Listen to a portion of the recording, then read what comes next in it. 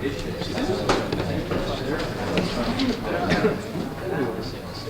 sorry the other day that I went over Hume's view about what I was calling a judicious spectator. Went over that very fast, and I don't know if I will try to give a proper account of it here. But I should say that I think that that idea is one of the most interesting and important ideas in moral philosophy, and it's really worth paying attention to. And that idea appears for the first time in Hume, clearly stated in this way.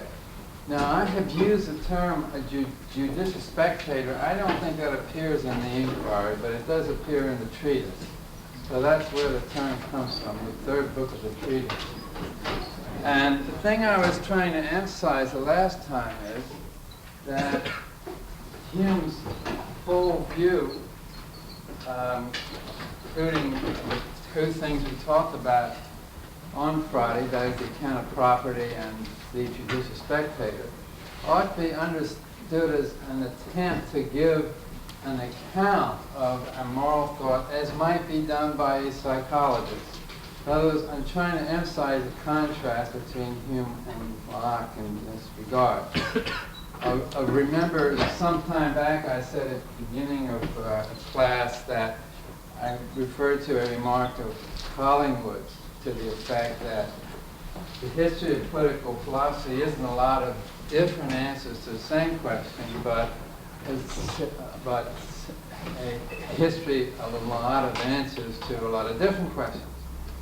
And the important thing that you should be or have in mind when you begin meeting someone is how are they viewing this subject? What's their way of approaching it and so forth? And in the case of Hume, he's trying to explain how it is, in this notion of the judicious spectator, how it is that we are able to make moral distinctions. But where does the distinction between right and wrong come from? He's not talking about moral motivation. He's not talking about until the very end of the inquiry. He's not talking about why it is that we are moved to do what's right, to do what we believe to be right. He's then said, where does that distinction itself come from? It's like someone's asking, how do we distinguish between colors or something of that sort, and then giving some account of rods and cones and all that sort of stuff in the eye. Well, here's someone who's asking, how do we make the distinction between right and wrong?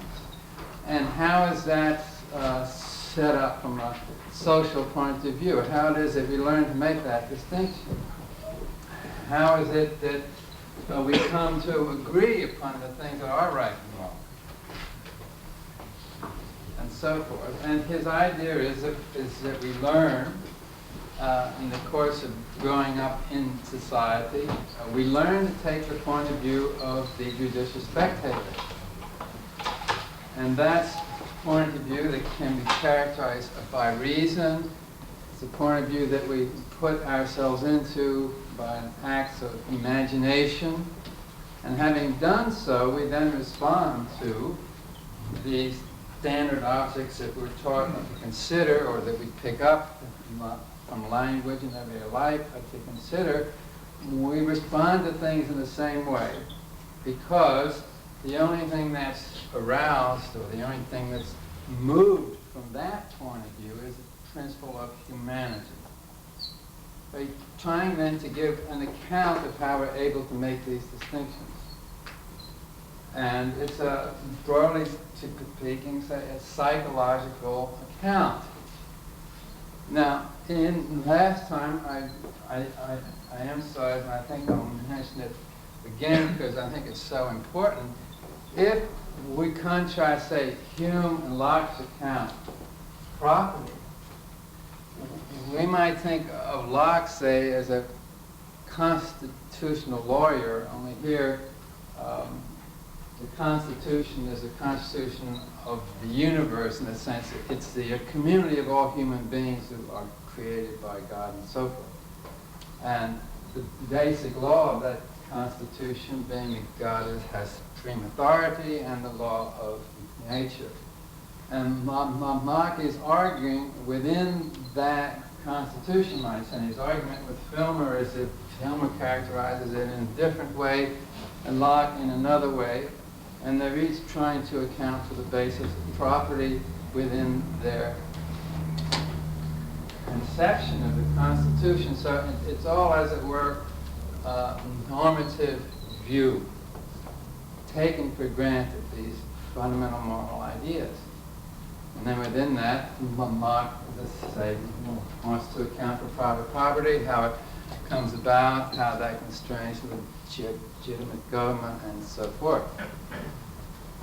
Hume's view is entirely different. He doesn't believe in any of that. He's a skeptic, right? Or a sort, although it's complicated exactly what Hume's skepticism is, but he was raised as a Presbyterian in Scotland, and it's plain that he hates it. It doesn't very often say so, but you'll come across places where he says extremely nasty things. I won't read you some of the passages, but you'll notice them if you're paying attention. And he really can't stand it. Might say. Well, so he's not working at all within Locke's framework. He's just trying to explain the fact that there is property. What natural facts about human beings in society explain this institution? Why does it exist? And not looking at it from a normative point of view in the first instance as why should it exist or why it ought it to exist. He's not asking that so much as why does it exist? How did it come about? And what sustains it? What social purposes does it serve? And so on. But that's Hume's approach to all this, and it's really kind of another, might say, it's another view on things. So while the first day that we discussed the contrast between Mach and Hume, and Hume's criticism of Mach's social contract view, when I did that, it might have seemed as if it was all within the same view, and they were disagreeing only about what the criterion is, you might say, of a just regime or legitimate regime. Well, they are disagreeing about that, and that's not inaccurate.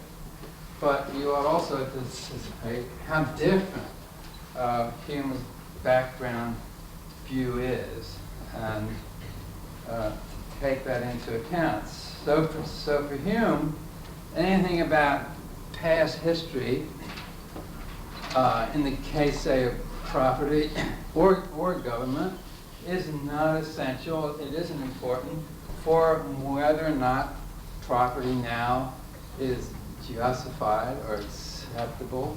And the same thing would be the case about government. You might say that for Hume, bygones are bygones. On the utilitarian view, what counts is how the institution operates now, how it can be expected to operate in the future. And this is the case that of all the institutions possible, the institution that we have now is more likely than any other to serve the needs and interests of society. Well, be aware then of those, let's say, sort of basic points of view that people have, because they shape so much else. And Hume's intention, as I say, is to view these things from the standpoint of what today we call social science, although he doesn't use those terms, of course, but it's like that. He's trying to give, in the first instance, an empirical account of these matters. Well, now I'll turn to John Stuart Mill, whose dates are 1806 to 1873, and it's a big jump from Hume to Mill. And I'm going to do the same thing in regard to Mill that I did in the other cases, which is emphasize some things about how they viewed matters. As everyone knows, Mill was the eldest child of the utilitarian philosopher James Mill, who, along with Bentham, was one of the leaders of philosophical radicals. This is in the early 19th century. Mill's father required him to tutor his younger siblings. Mill was kept so busy doing this that, in fact, there's a sense in which he never had a childhood, and he bitterly resented that, I think. He often showed a dislike to his brothers and sisters, and I think this is in part because he felt he had used up his childhood in teaching them, and he resented that, as anyone, I think, would resent that. But he was a prodigy, and by the age of 16, he was a formidable intellect in his own right. And I mean, he could do economics as well as anybody at that time, except perhaps Ricardo as a very young man. He was very, very bright. Now, I think to understand Mill, it's important to recognize his choice of a vocation. That is, what was he trying to do? And what was he trying to accomplish in his life? Mill did not aim to be a scholar. He didn't aim to write important books or original works in philosophy or economics or political theory. And he did not wish it to become a public figure or a man of party, in the ordinary sense, that is, to make his way in politics, the whole office and power. Instead, he saw himself, I think, as the educator of advanced and enlightened opinion in his time. His aim was to explain what he took to be the fundamental philosophical, moral, and political principles in accordance with which he thought modern society, then coming into being in the end of his day, had to be organized if this society was to achieve harmony and the stability of what Mill in his early days called an organic age. That is, the idea of an organic age is an idea that Mill took from Saint-Simon, who was a French philosopher who had a following in the 1820s. And the idea was that organic ages came about only if there was kind of an agreement on basic principles about how society was to be organized. And since the age to come, or modern society, was going to be secular, industrial, and democratic in nature, that is the kind of society that Mill saw coming into being, Mill sought out basic principles and grounds for them in a society of this kind. That is, modern society was going to be secular, democratic, and industrial. And he wanted to set out those basic principles in a readily intelligible form so that they could be understood by those of influence, by those who did have control and power in the society of his day. So in that sense, he saw himself as an educator of advanced and informed and enlightened opinion. Now, observe that it is no part of a chosen vocation of this sort that Mill's work should be original, or that they should be significant works of scholarship, or that they contribute in any way to the philosophical tradition and to the development of economic and social theory. That is, that how original they are and how scholarly they are does not in itself matter from the standpoint of this chosen purpose. Now, I think, in fact, that Mill is original, and he often has profound ideas. But I think his originality is on the whole repressed. And there are two reasons for this. One of them is the choice of vocation.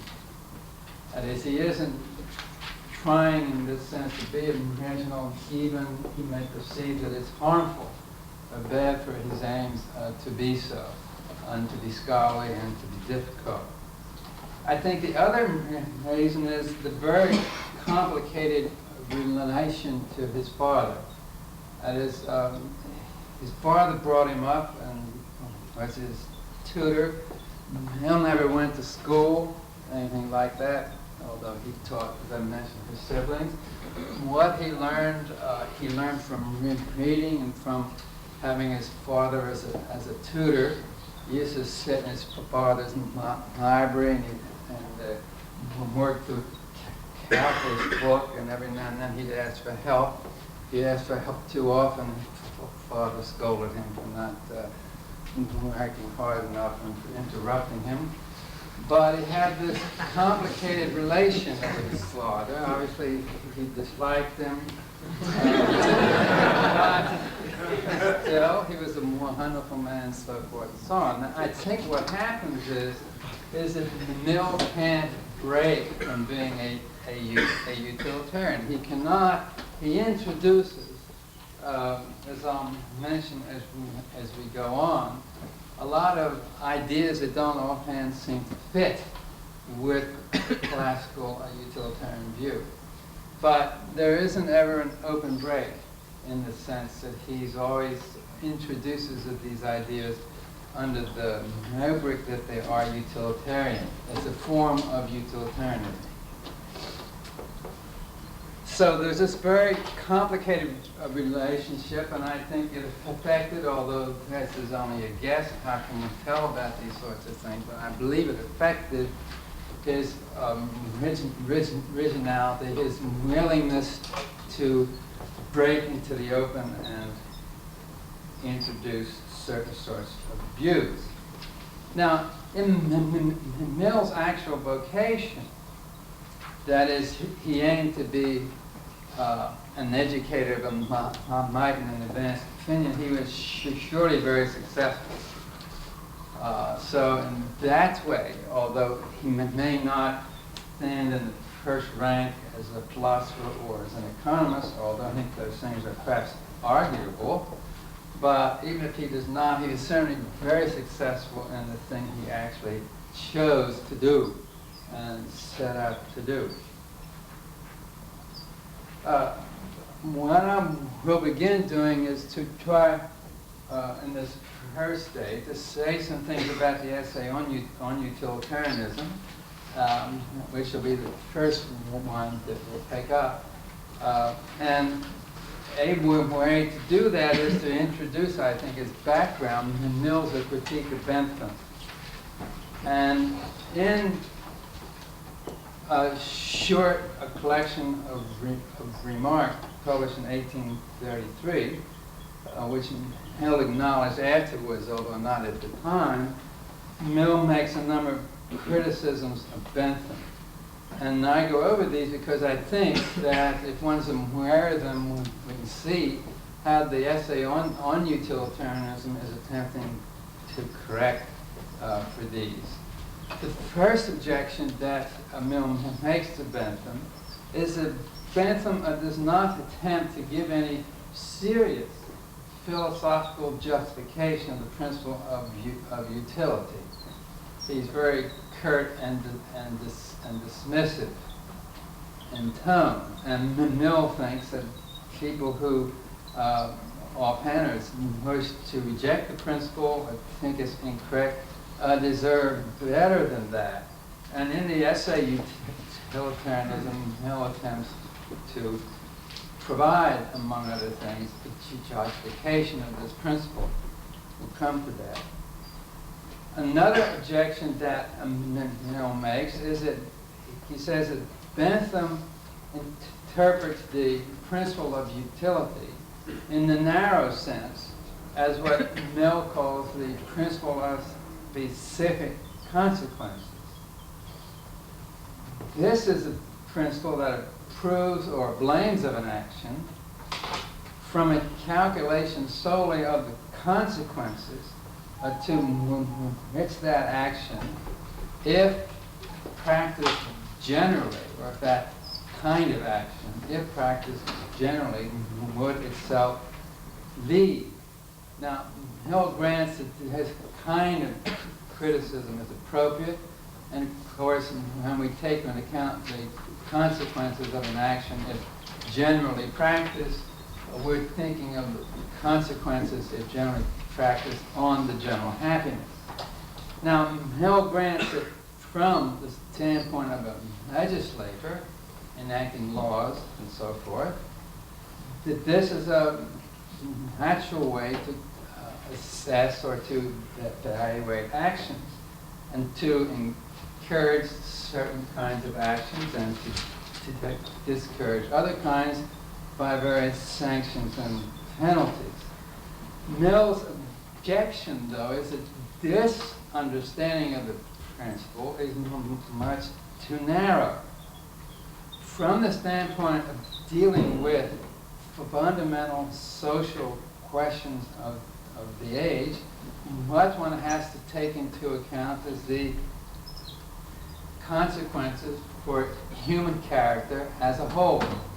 And from this, we then have to work out not only what's involved in encouraging and discouraging certain actions in terms of the consequences of general practice, but how to design social institutions so that people can have the kinds of characters and with the kinds of aims and ends and ideals and the like, such that they are incapable of, say, committing crimes. That is, if we're looking first at an action in terms of the principle of specific consequences, they can think of penalties and rewards and the like, which may deter in those specific circumstances.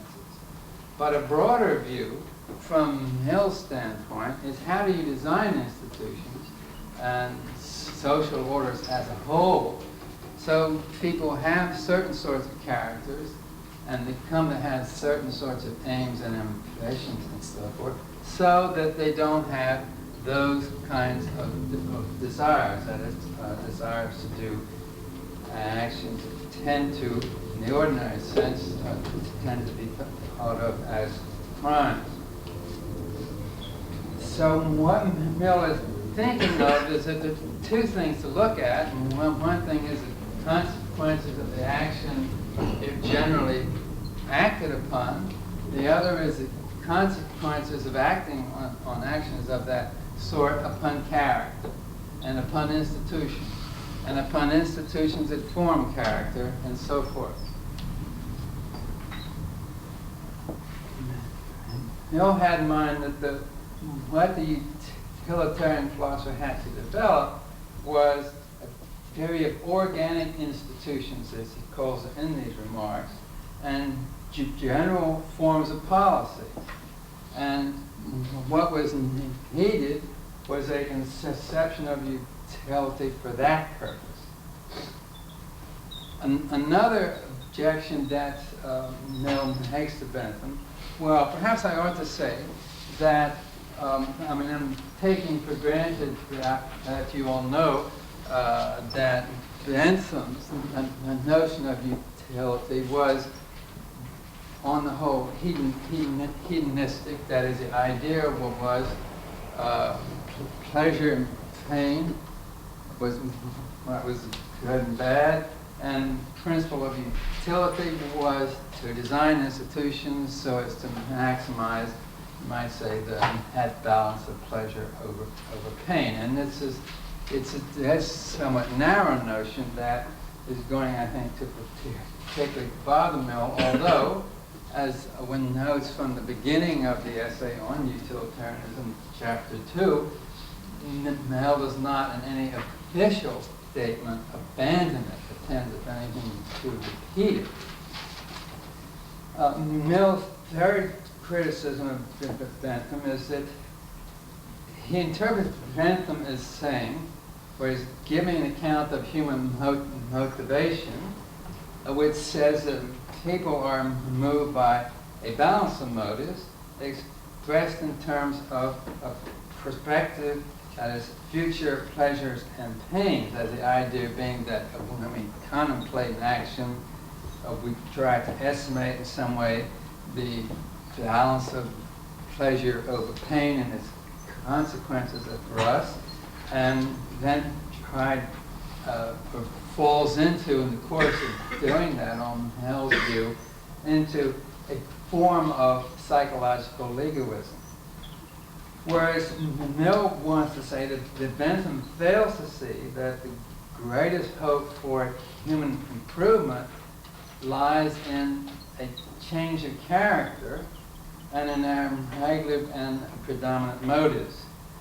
These failures of Bentham are connected with his failure to see political and social institutions as a means for social education of a people, means that have to be adjusted to certain particular conditions of a people given their history and stage of civilization and so forth. So it's this idea of seeing, of developing a notion of utility that will make it possible, or offer some criteria for how social institutions should be designed as means of social education. That's the kind of thing that Mill has in mind. Finally, Mill thinks that Bentham, one of the errors he makes, is to fix on only part of the motives that actually move people, and also to regard them as much more rational and calculating than they actually are. This tendency, which is connected with Bentham's doctrine, the artificial identification of interest, that's the doctrine that what the legislature ought to do is to design institutions so that everyone acting from their own interest and without any conception of public interest is nevertheless led to act in ways such that the consequences of everyone's action taken together maximize or produce the greatest happiness. The reason it's called the artificial identification of interest as opposed, say, to natural is because it's brought about by institutions, by how they're designed, the rewards and the life that they set up, and there is no view change in the nature of human motives. Taking people as they are, then design institutions so that the collective result of their action is to maximize happiness. One thing that Mill will want to do is to not to regard motives as they are, but to think of ways in which institutions could change them.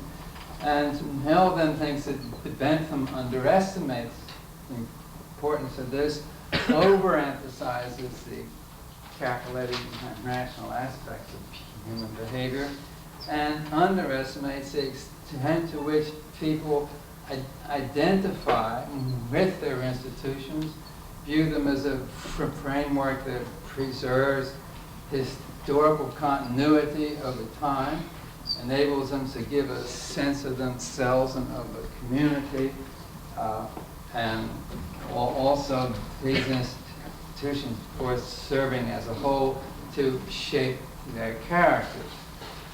And Hill thinks all of these important aspects are overlooked by them. Well, this will then give us one way to read, we might say, the essay on utilitarianism. I say one way to read it because I believe there are a lot of ways to read it. But first then, keeping in mind Hill's critique of Bentham, which I have just surveyed, we can regard each chapter in utilitarianism as attempting to formulate an aspect of utilitarian doctrine, that one might say to reformulate it or to restate it, so as to meet Mill's objections to Bentham's view. So thus, Mill professes always to be a utilitarian and attempts to revise it, as it were, from within. Of course, there is a controversy about whether these revisions are really consistent with any sort of utilitarian view, or with any reasonable specification of it, or whether they actually change it into a substantially different view. This is something that I'll mention off and on, and something that you ought to think about. Is it the case, for example, to mention the more famous case of whether Hill's distinction between quality and quantity of pleasure is consistent with a utilitarian view? Now, Chapter 1 addresses the first point that I mentioned above. Mill says that he will discuss the justification of the principle of utility, and he sketches out what is needed for that. And this chapter, that is Chapter 1, together with Chapters 4 and 5, complete Mill's justification of the principle of utility. Now, what Mill does, in effect, is to prefigure an argument that Sidgwick will give, a form of argument that Sidgwick will give in very elaborate detail later. Roughly, the argument is something like this, that everyone, including even the intuitionist school, Mill mentions them indirectly in Chapter 1. He has in mind people like Whewell and the 18th century people like Price and others. That everyone, including the intuitionists, Mill can see that one ground of right conduct is a tendency to promote happiness. So everyone is going to agree on, Mill holds that that's one ground for it. And then both Mill and Sidgwick are going to say that then if there's some other first principle than this, suppose we imagine that principle of utility is, as it were, one of the first principles, everyone agrees to that. Then suppose there's another first principle which may conflict with the principle of utility. Then Mill says we must have some way of deciding which one is to govern, which one is to take priority. Then the next step in the argument is that there isn't any other principle except the principle of utility that is sufficiently general and has the required content and features to serve as this first principle which is going to regulate and adjust the conflict of other principles. That's the general form of the argument, is that everyone will grant that it's a first principle. If you say there is another first principle, then how are you going to deal with conflicts between them? And then their argument will take the form that the only principle has the macro characteristics and content that they can serve in this adjudicated role is the principle of utility. He will also appeal to the argument that common sense in its judgment implicitly appeals to the principle of utility, and that in fact if we examine our common sense moral judgments, we will see that they fit, on the whole, this principle. This is again an argument that Sidgwick makes in great detail. He characterizes common sense as unconsciously a utilitarian, but tending to be that in the long run, as it makes its adjustments to changing circumstances. Some Mill sketches an argument of that sort in Chapter 1, and is completed in various parts of Chapter 4 and 5. In Chapter 2, Mill states his fundamental revision of the notion of utility, and we'll take these up below. I'll come to these in a moment. Chapter 3 contains an answer to Bentham's view on human psychology. What Mill attempts to do in this chapter is to give an account of how human beings can naturally acquire a desire to act from the principle of utility for its own sake, that is, a desire to act from this principle independently of any external sanctions, that is, of rewards or penalties, or of any kind, you might say, of public opinion. It's simply to have a desire to act from this principle, something that we might say is a principle-dependent desire. That's in order to describe this desire, we have to explain and set out the principle of utility. Thus, just as Chapter 2 of Utilitarianism develops a conception of utility that looks beyond Bentham's view and application of the principle of specific consequences, what Mill does in Chapter 3 is to develop a more elaborate psychology and a more appropriate psychology than Bentham had, because I just mentioned in this notion of artificial identification of interest, for example, view people as captive and moved by a balance of perspective, pleasures, and pains. In particular, Mill wants to reject Bentham's psychological egoism, or what he takes to be that, and note that in paragraphs 8 and 11, Chapter 3, these paragraphs not only reject psychological egoism in various forms, but I think all merely social conditioning views of moral conscience, as well as certain individualistic notions of human nature.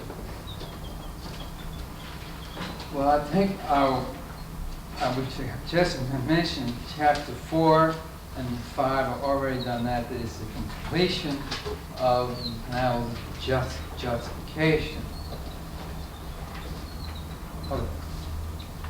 What I think I ought to do in the time I have is to say some things about the notion of utility and introduce the early parts of Chapter 2. Now, one difficulty with the classical doctrine, by the classical doctrine I mean the principle that institutions and actions are right to the extent that they maximize happiness, conceived in a hedonistic way. One of the difficulties is this: that if maximizing some end is to be reasonable as a social end, the end in question must be something that we should want, all things considered, to maximize.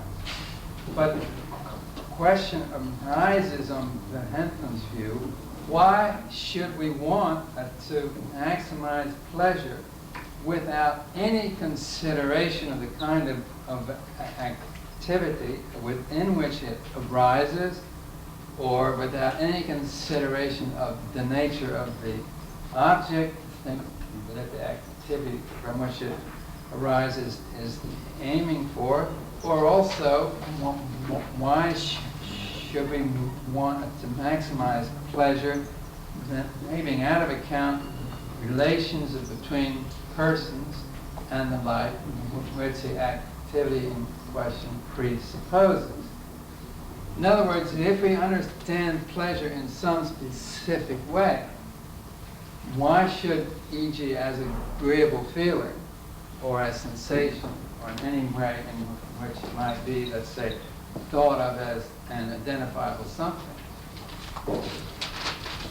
why should that be the thing in itself, the kind of thing that we should want to maximize, particularly when we only take into account its intensity and duration?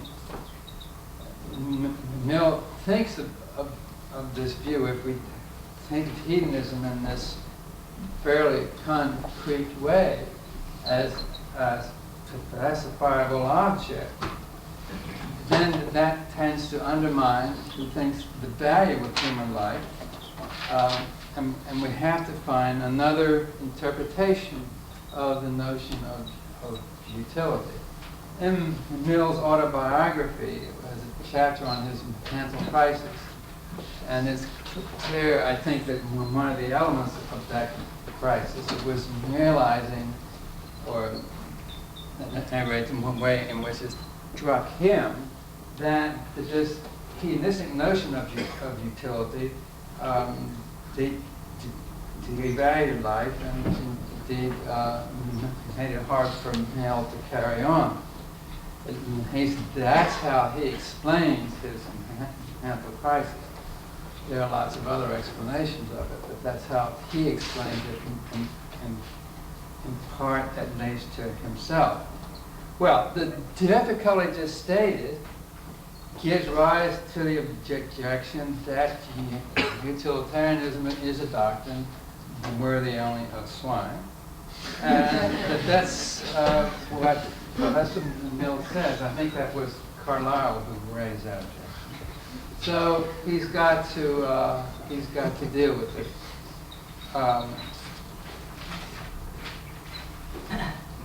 But there's a second difficulty, which concerns how we are to make interpersonal comparisons of well-being.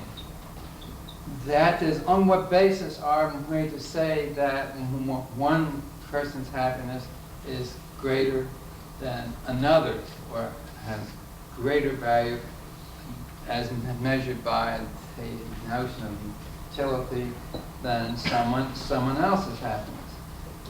Clearly, unless we can do this in some way or other, unless we can do that, and at least very roughly, the notion of maximizing happiness summed over all persons who are affected cannot be reasonably applied. And here Mill makes, I think, in chapter 2, a very important distinction between happiness and contentment. And you ought to think about that. And Mill thinks that human beings at least make this distinction. And in our case, happiness involves a certain kind of mode of existence. It isn't characterizable solely in terms of certain forms of experiences as pleasure or pain, but it involves the exercise of certain higher as well as lower powers. So that what Hell will do, and you ought to notice it throughout the early parts of chapter 2, when he talks about a pleasure or a pain or happiness, after we get beyond paragraph 2, which is where he gives his official statement of the utilitarian view, a pleasure is a kind of activity. He's no longer, I think, actually talking about experiences. And happiness he characterizes often in terms of a mode of existence of a certain kind.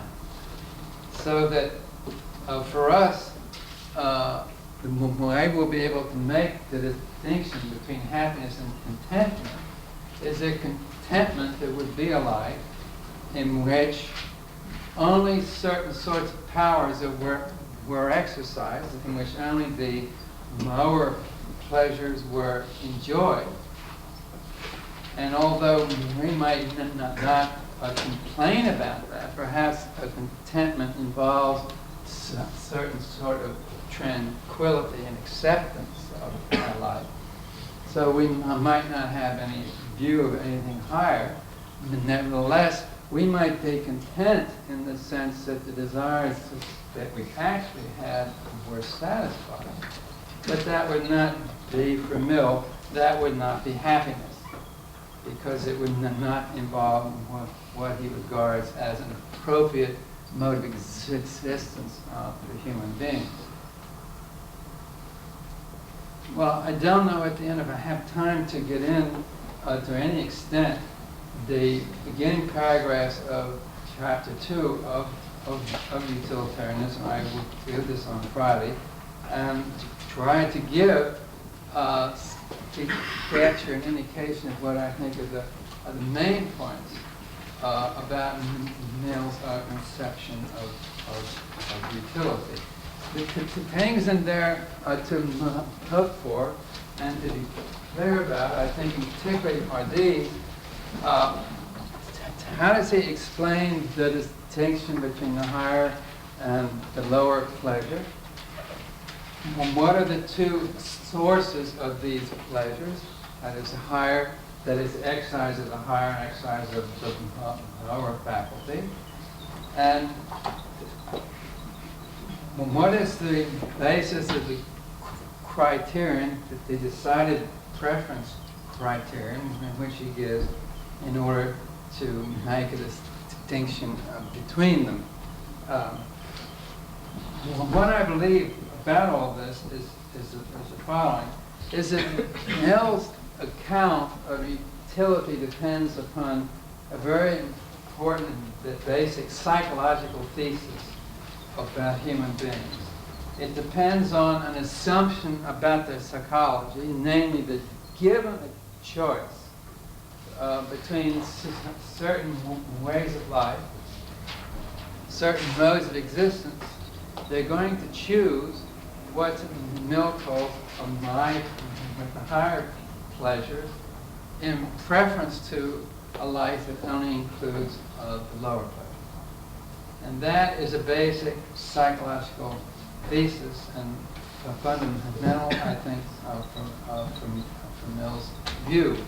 And the question is whether that also includes certain non-psychological or moral elements in it. That